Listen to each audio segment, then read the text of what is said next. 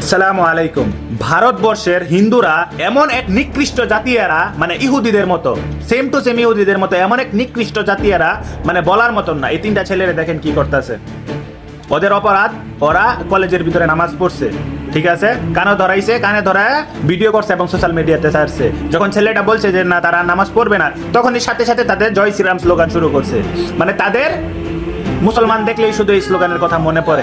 আসলে তারা মূলত কিন্তু হিন্দু না, তারা হচ্ছে মানে উগ্রবাদী কিছু আছে না, সংস্থার কাজ করে এবং গুমুত খায়া যখন মাথায় বিকৃত শেষ করে ফেলে, মানে মাথার মস্তিষ্ক শেষ করে ফেলে, তখন তারা এইসব কাজ করে। এদেরকে সিধা আল্লাহু আকবার, এছাড়া ডাইনে বামে এদেরকে বোঝানোর শক্তি নাই। এখন আমার প্রশ্ন হচ্ছে ভাই, যদি আমরা বাংলাদেশে এই যে আজকে মুসলমানদের সাথে যে কাহিনীটা করলো, যদি আমরা বাংলাদেশে সেম টু সেম ওদের হিন্দুদের সাথে এই কাহিনীটা করি, তখন না, কিন্তু আমরা করব না। কারণ কি, আমরা আমাদের ধর্ম তার শিক্ষা দেয় নাই।